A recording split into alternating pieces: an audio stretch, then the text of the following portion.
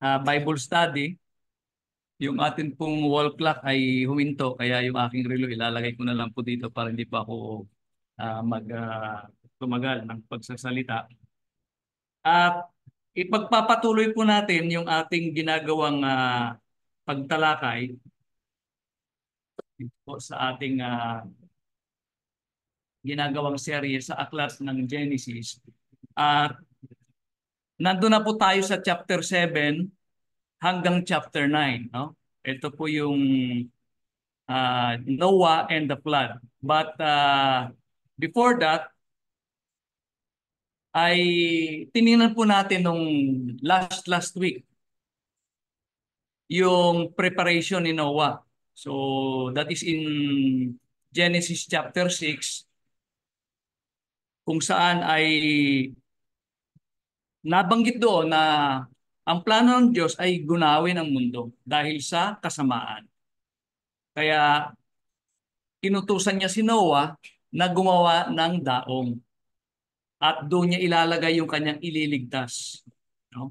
So that is the preparation, mga kapatid. At doon po sa lesson na yan ay tiningnan po natin, no, yung dimension ng ark. So napag-aralan po natin yan, yung dimension ng ark. Ang binabanggit po sa banal na kasulatan is ang haba niya ay 300 cubits, ang kanyang lapad ay 50 cubits at ang kanyang taas ay 30 cubits. Ngayon, nabanggit po natin na yung cubits is a primitive form of measurement at hindi po ito uniform sapagkat ang pag-measure po nito ay kung sa Tagalog po, kung nyo babasahin, siko ang sabi, which is very appropriate sapagkat ang pang-measure po niyan is from siko to the longest finger. So, sabi ko nga po nung nakaraan, kapag matangkad yung tao, yung measurement ay mahaba. Kapag medyo pandak naman, mababa yung ano. Pero ang standard po niyan in primitive times is 20.6 inches. Kaya dumating po sila sa ganyan na dimension ng arc. At ito naman po yung artist reconstruction ng Noah's Ark. Ganyan po siya kalaki. Kung makikita po ninyo, yun po yung ano ba ito? Elepante at saka giraffe. Okay. So, at ito naman po yung life-size replica na nasa Kentucky. Sabi ko nga po, kung meron kayong pera at madalaw nyo, po pwede yung puntahan po ito. So, let us go straight to Genesis chapter 7, verse 1 hanggang patuloy. No? So, ito na po mga kapatid yung ating pagpapatuloy. Yung daong ay nagawa na ni Noah. So, ayon po sa mga scholar, more or less, mga 50 to 75 years na ginawa ni Noah yung daong. Kaya yung mga skeptic po sabi, paano niya ginawa yung ano? Eh wala naman siyang education. Wala naman siyang mga katuwang. Kung ang mga katuwang niya, yung kanyang 3 anak na lalaki, sapagkat kinukot siya nga siya nung kanyang henerasyon, bakit siya gagawa ng napakalaking barko o wala namang ulan, wala namang baha.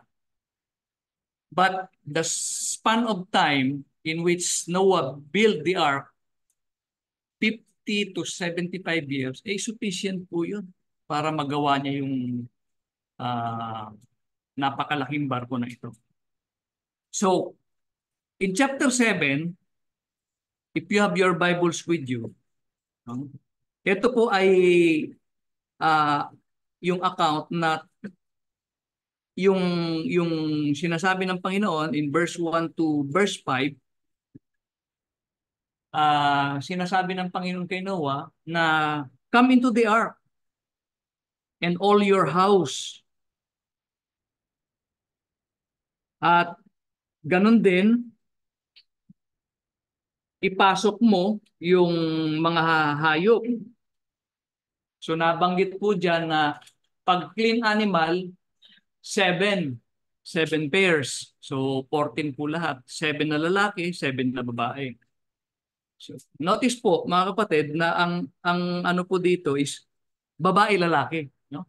Pati sa hayop, ang gusto ng Diyos isang babae, isang lalaki for the purpose of procreation. Pagkatapos po kasi ng baha, sila lang yung natirang ano pamilya, sila lang yun lang din yung mga natirang hayop. Kaya pares-pares po 'yan, no? 7 lalaki, 7 babae. Pagka yung hayop ay clean. Pag unclean, isang pares lang, isang babae, isang lalaki.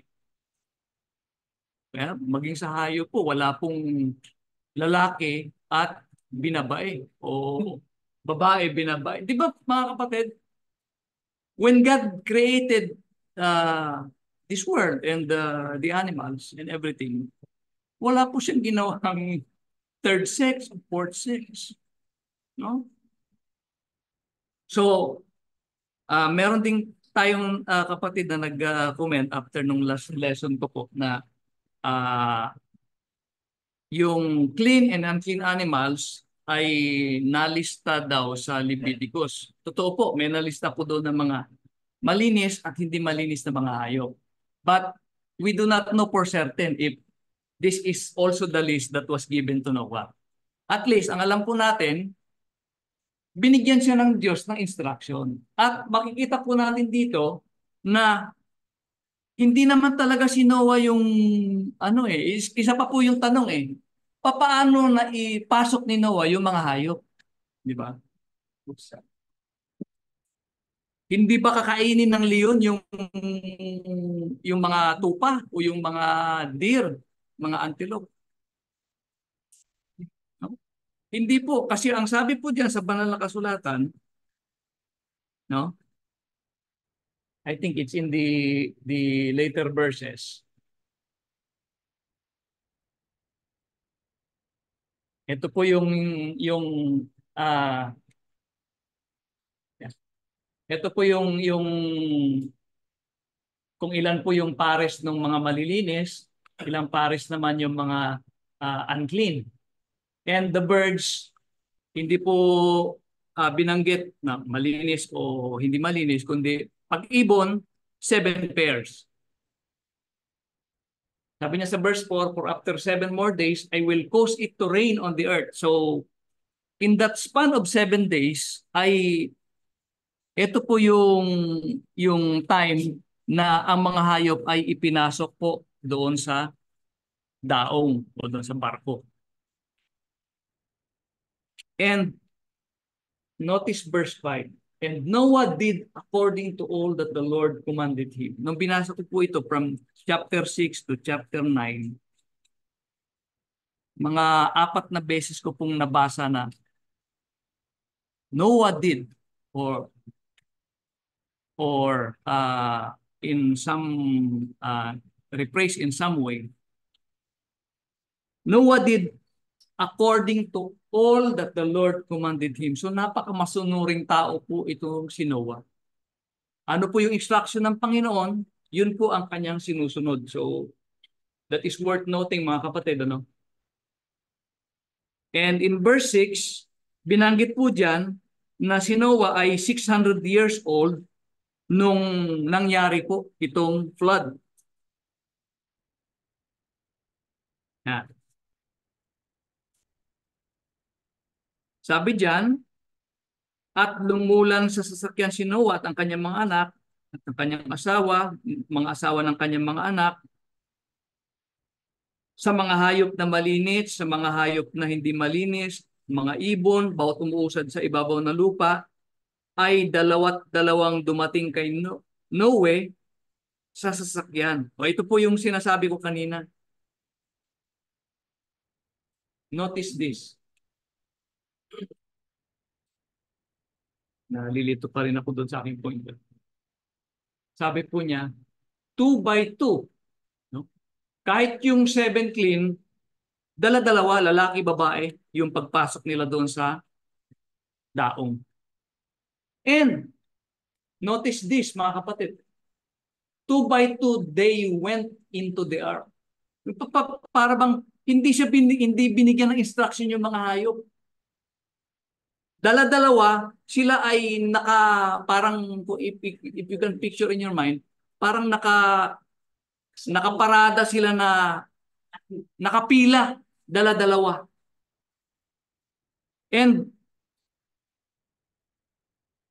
habang binabasa ko po ito, ang isa lang pumapasok sa isipan ko, it is God guiding these animals as they went into the ark. They went into the ark to Noah, male and female as God had commanded Noah.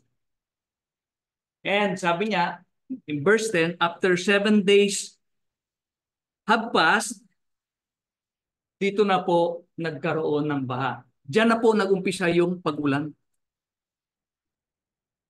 So, again, inulit po niya, 600 year of Noah's life.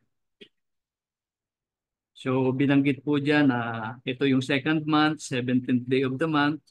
I don't know what is the significance of this, yung details, but uh, sabi po niya dyan, all the fountains of the great deep were broken up and the windows of heaven were open. So, yung parang mga dungawan sa langit nabuksan at ibinuhos, no?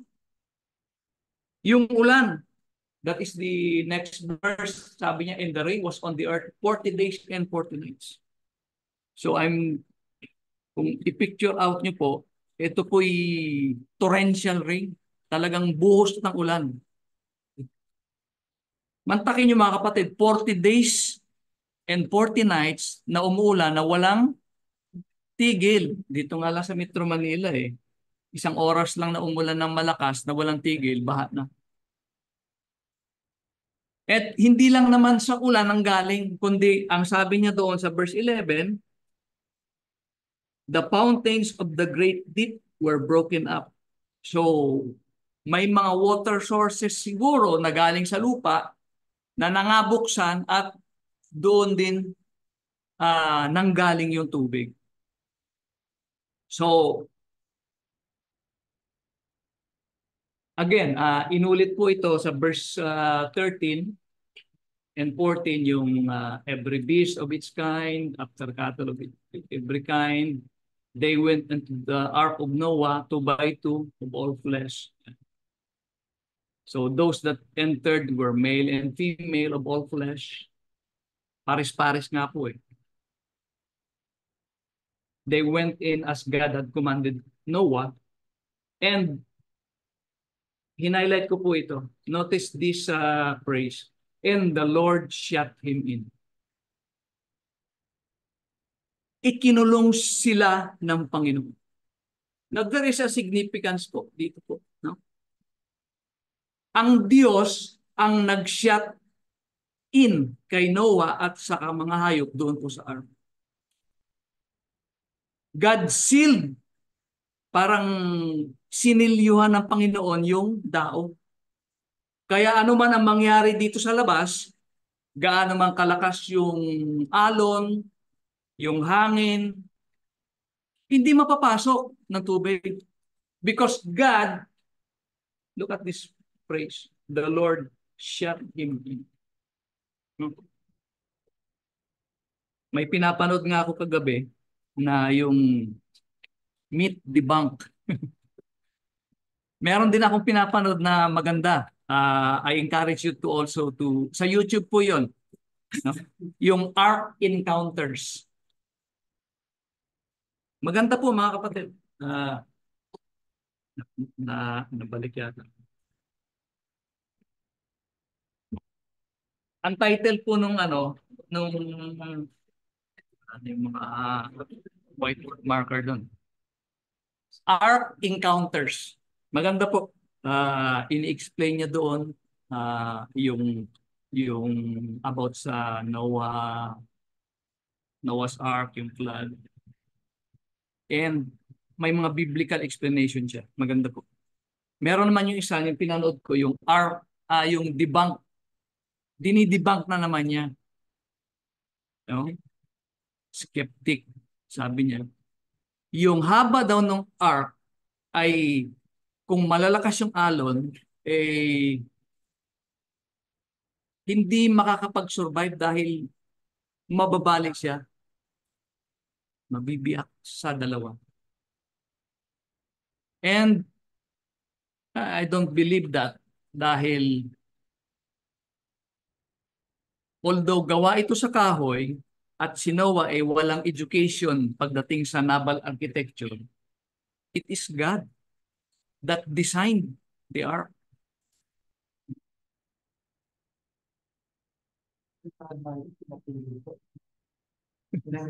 Oh. Maraming mga espekulasyon, mga kapatid. No? Meron din doon. Kung papanoorin niyo po yung Ark Encounters, in-explain niya din doon yung mga about sa dinosaur. No? Kung may ano, kasi pag nakikita po natin yung mga dinosaur, lalo na yung mga kumakain ng mga grass at saka mga punong kahoy, yung napakalaki, yung Brontosaurus yata yun, at saka Apatosaurus, yung mahaba yung leeg. Di ang laki daw nun. Paano napagkasya sa ark? E pwede namang nagdala ng ano yung maliit pa. Di ba? At pwede ding itlog. Hmm. Well, anyway, let's continue. Sapagkat gusto ko sana matapos hanggang sa yung chapter 9. So the flood was on the earth 40 days, sabi po diyan sa verse 17. And the waters increased and bear up the ark, and it was lifted up above the earth. So lumutang na, mga kapatid. Lumutang na yung ark.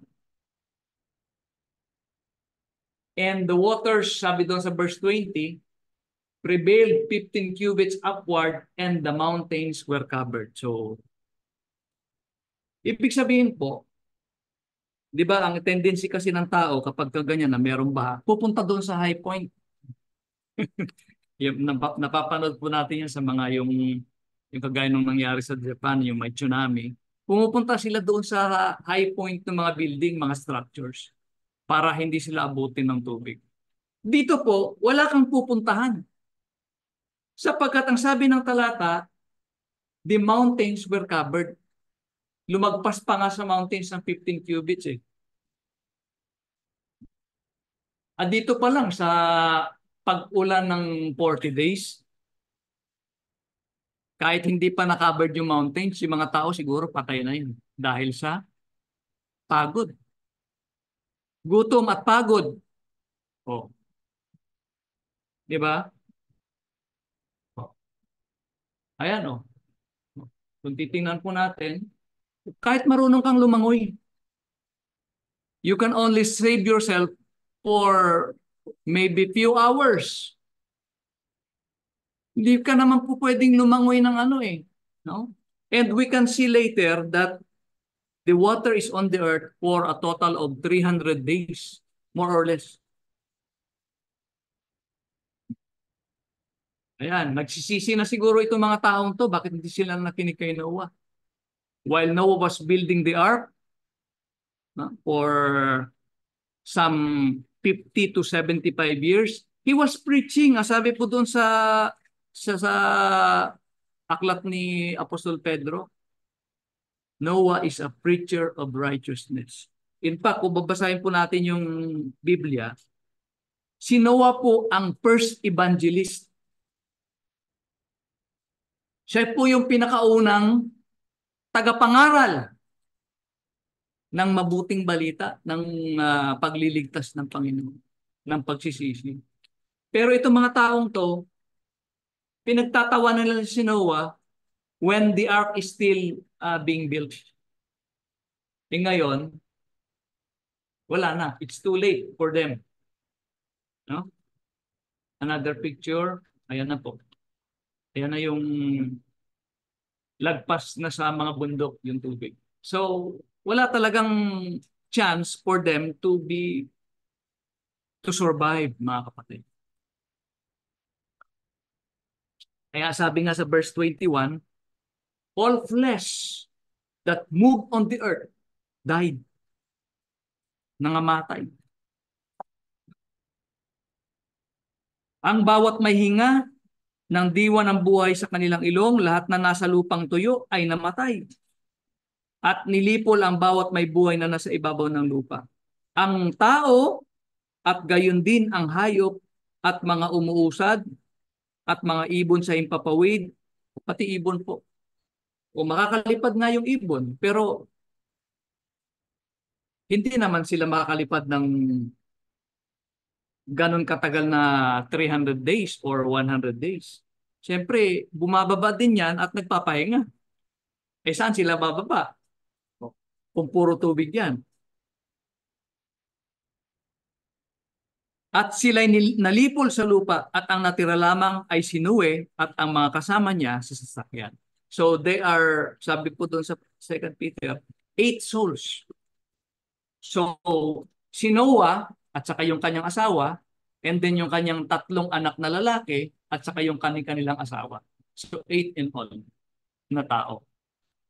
At dyan po nagsimula yung pagdami naman ng tao after the flood. So we can see here that the purpose for which God ordained the flood was fulfilled. Nalipulin yung tao at saka mga hayop dahil nga sa kasamaan. So to give it a new start, a fresh start. So all creatures, man, animals, birds on land died because of the flood. Sinabi ko po dyan, on land, kasi siyempre yung mga nasa tubig, naturalmente, natural habitat nila yung mga isda. Hindi po kasama doon. Okay? And then, nasa chapter 8 na pala tayo. Chapter 8, in verse 1 to 4, the text says, and God remembered Noah. Bakit? Nakalimutan ba ng Diyos si Noah? Bakit niya, naalala ng Diyos si Noah? No? Sabi sa talata, God remembered Noah. The Hebrew word there is, for remember, is zakar. No? Yan po yung Hebrew word from which the English word remember is translated. At alam po ninyo, sa wikang Ebreo, iba po yung meaning sa ating sa English language. Sa English language po, kapag ka-remember, maalala, kumbaga parang pumasok sa isipan mo. Okay. Si ano pala yung sinaong yun. Pero sa Hebrew, iba po. Remembering is acting. Acting, yung bang pag naalala mo, gagawa ka ng bagay para siya ay iyong makahalubilo o maka makasama or anything that ang tawag nito, relates to you remembering Him. Maraming beses po natin mababasa dito sa Old Testament yung God remembered His covenant. Ay, tinatalakay ni Nahum, yung pakikipagtipan ng Diyos. Now, kapag sinabing God remembered His covenant, God is acting for the good of those na katipan niya. And in this case, sabi diyan, God remembered Noah. God remembered Noah by doing something. Ano po yung ginawa ng Diyos? He restrained the source of waters and He sent a wind para po mag-subside yung baha. Ayan po. God made a wind to pass over the earth and the waters subsided. Tapos pinahinto ng Diyos yung tubig, no? Para humupa yung baha. Huminto yung ulan, the windows of heaven were stopped. And the waters receded continually from the earth. So, ang nangyari po dyan, 150 days po na nakalubog sa baha. Yan po. The whole earth was underwater for around 300 days. Bakit po? Sa Genesis 7:24, sabi po dyan, the waters prevailed on the earth 150 days. Sa Genesis chapter 8 verse 4, at the end of 150 days, the waters decreased. So, all in all, 150 plus 150, 300 days po na nakalubog sa baha ang mundo, yung lupa. Naisipin na lang po natin mga kapatid, sinong nabubuhay na hayop o tao o anumang umuusad na nilalang ang mabubuhay sa ganyang katagal. Okay? And in verse 4, ang sabi po dyan, the ark rested on the mountains of Ararat in the 7th month, the 17th day of the month. So,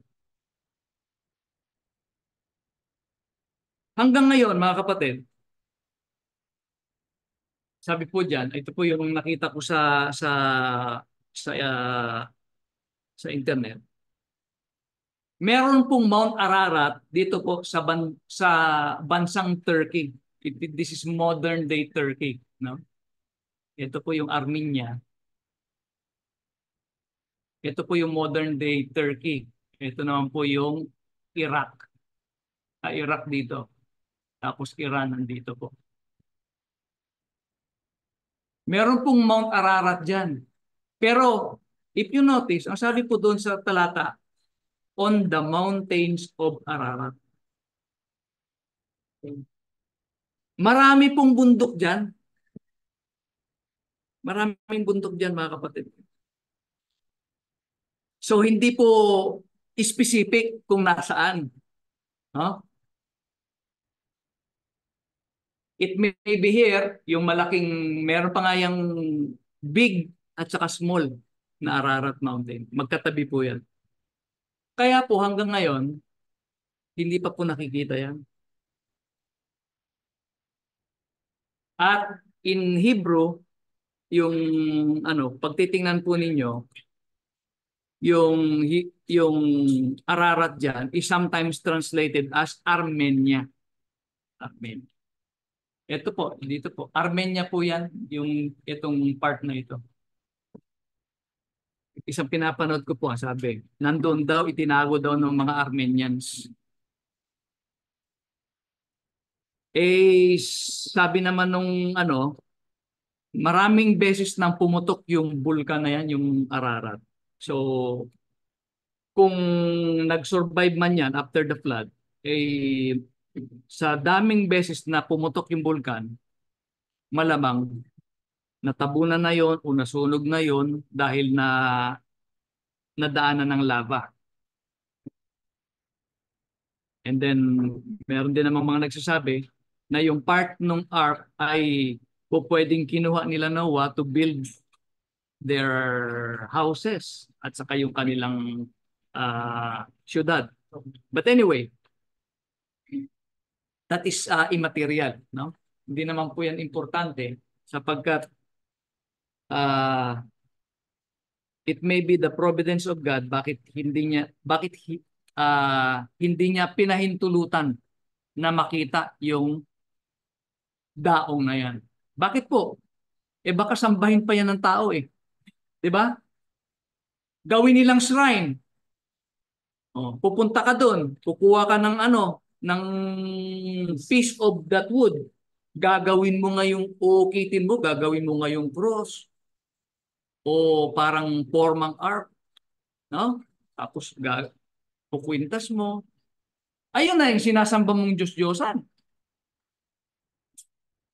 So,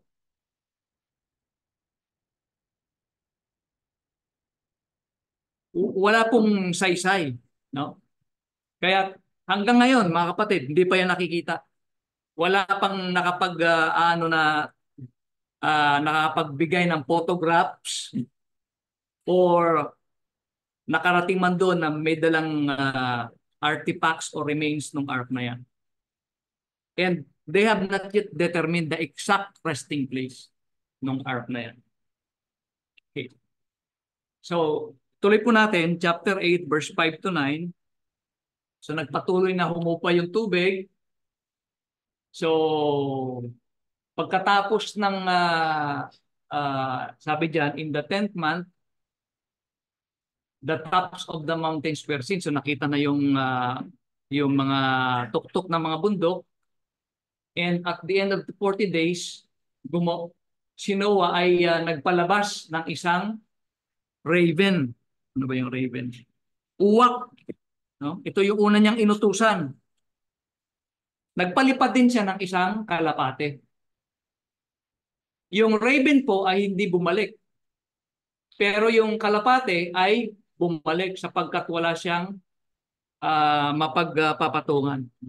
Bumalik siya. So, kinuha siya ulit ni Noah sa daong, and then for another 7 days, pinadala niya ulit yung kalapate. Ngayon, yung kalapate bumalik nung gabi at may dalang olive leaf. So doon po nalaman ni Noah na nag-receive na yung tubig. Pero he waited yet another 7 days and sent out the dove at hindi na bumalik. So, ito po, sa verse 30, binanggit po, and it came to pass in the 601st year. Ito po yung edad ni Noah. Notice po, nung ating nabasa kanina, nagsimula yung ang edad ni Noah, 600 years old. Ito po, tapos na 601, yung kanyang edad. Nasabi po dyan, the waters were dried up from the earth. And so Noah removed the covering of the ark and looked, and indeed the surface of the ground was dry. So, in the 2nd month, nag-antay pa siya. Hindi pa siya lumabas kaagad. Sa pangalawang buwan, no? Ito yung 1st month, 1st day of the month. So, kumbaga parang January 1. Ito po, 2nd month, 27th day, so February 27, saka lang po sila lumabas. Okay? And then in verse 15, God spoke to Noah. Ang sabi ng Diyos, lumunsad ka sa sasakyan, ikaw at ang inyong asawa at ang inyong mga anak at ang mga asawa ng inyong mga anak na kasama mo. Ilabas mong kasama mo ang bawat may buhay. So, eto na po yung kanilang paglabas. And they were given instruction by God to be fruitful and multiply on the earth. So sa lahi po ni Noah, nung kanyang mga anak, and we can read that in chapter 10, yung genealogy, yung kalahian ng anak ni Noah, yung 3 anak niya lalaki, si Shem, Ham, at saka si Japhet. So Noah went out, and his sons and his wives and his sons' wives with him. So, and also every animal, every creeping thing, every bird that would ever creep on the earth, according to the families, went out of the ark. Now, gusto ko lamang po mga kapatid na magbigay ng parang konting commentary. If we notice, the family of Noah was saved. No? Si Noah, yung asawa niya, yung kanyang 3 anak, kasama yung 3 asawa ng kanyang 3 anak na lalaki. Makikita po natin dito yung importance ng family relationship, no? The importance of having a strong leadership in the family. Strong yung leadership ni Noah sa kanyang pamilya. Na nadala niyang kasama niya yung kanyang asawa at mga anak at ang kanyang mga, ano bang tawag ng manugang ba? Manugang? Manugang yung asawa ng kanyang mga anak. Naligtas because of the faith of Noah. Because of the leadership of Noah. makikita po natin dito yung importance ng isang ama ng pamilya. No? A Christian father na kung ginagawa ng isang ama yung kanyang responsibilidad sa kanyang pamilya, yung kanyang pamilya ay kasamang maliligtas, kasama niyang maliligtas.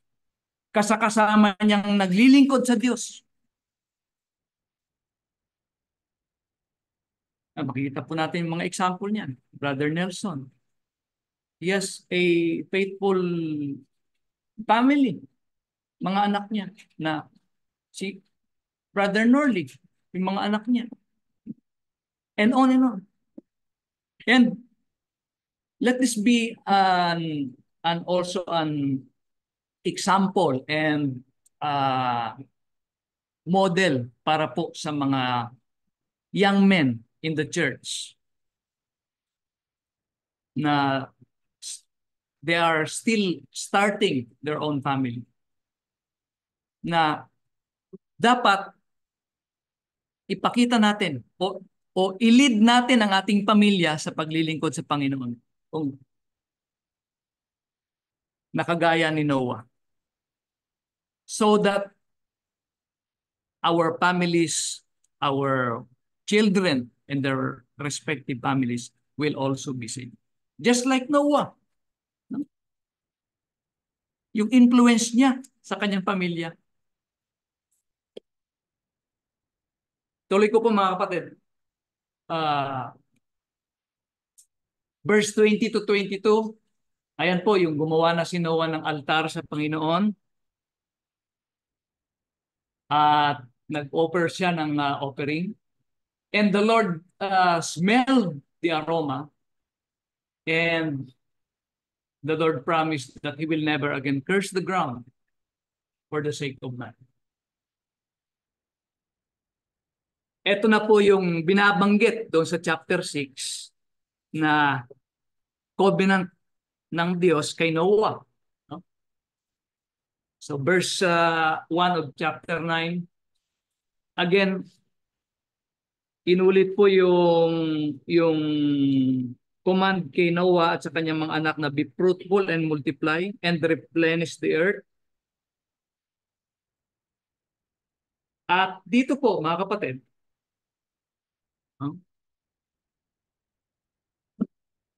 sa verse 3, verse 2 and verse 3, ay this is the first time na nabasa ko ito since we started in Genesis, na yung mga hayop ay binibigay kay Noah bilang pagkain. No? Everything that move on the earth, the fish of the sea, they are given into your hand. Sabi niya, verse 3, every moving thing that lives shall be food for you. I have given you all things, even as the green herbs. So, dito po natin makikita na yung mga hayop ay pwedeng kainin. Except lang po siguro yung sinabi niya doon sa kay Noah na mga unclean. No? But unclean animals. But we are not so sure of that. Hindi po nabanggit dito sa talata. Okay? Ito lamang po ang pinagbabawal. So pwede silang kumain ng mga hayop, pero hindi nila pwedeng kainin yung dugo. Ayan po, nasa verse 4. You shall not eat the flesh of the animals with its blood. So dyan po nag-umpisa yung pagbabawal sa pagkain ng dugo.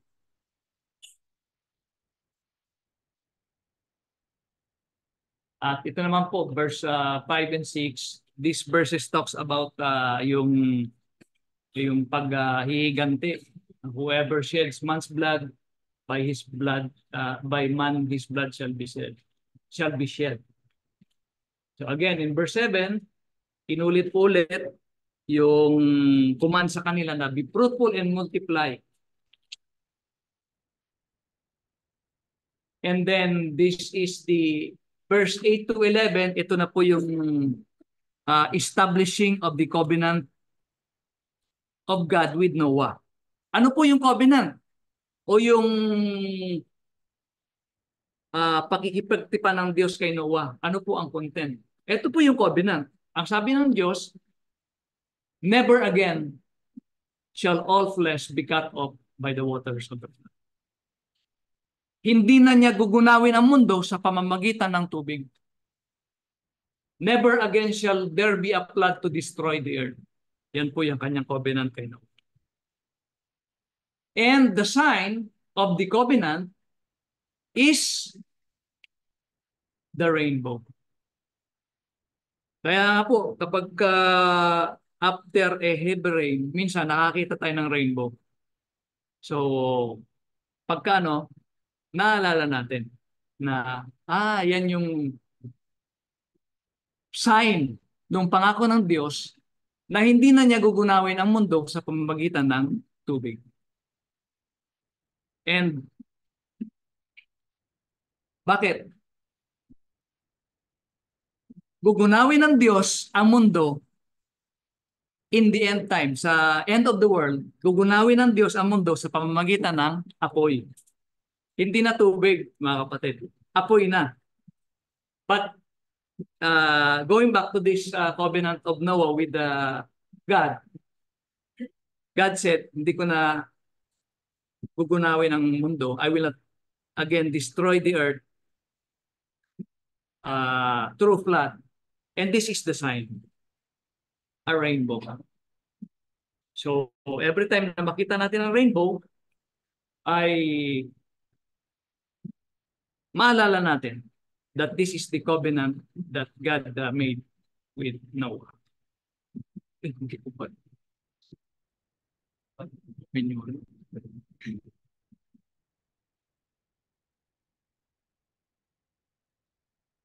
So, sa pagpapatuloy mga kapatid, mga ilang ano na lang yan, ito na po yung nangyari, no? Nung sila po ay nakalabas na doon sa ark and then they continued their lives, ito po si Noah, ito po yung nangyari. Nagtanim po siya ng yung ubasan, no? And then, nung nakapag-ano na po siya, nakapag-harvest na po ng ubas, gumawa po siya ng alak at siya po ay nalasing. And yung kanyang kahugdan, yung nakahubaran niya, ay nakita ng kanyang anak na si Ham. Kaya sinabi niya doon sa kanyang dalawang kapatid, yung dalawang kapatid naman, si Shem at si Japhet, kumuha ng pangtakip, pero nung pumasok sila doon, sila po ay hindi tumingin, nakatalikod po yung kanilang mga mukha. Ito po, their faces were turned away and they did not see their father's nakedness. So tinabunan po nila. And then nung nagising si Noah, ay ito na po yung he pronounced the blessings and the curses to his son. So, cursed be Canaan, yung si Ham na nakakita ng kanyang kahubaran, and then blessed be Shem and Japheth. And Noah lived after the flood 350 years. So, all the days of Noah were 950 years and he died. So, 950 po ang edad ni Noah nung siya po ay namatay. So dito po mga kapatid, just a small comment. Nakita po natin na although Noah was a righteous man, nagkamali po siya, no? Nung siya ay nalasing. Kaya wala pong magandang maidudulot yung alak. Wala pong magandang maidudulot ang alak. Sa atin po mga kabataan, this is an example that a man of God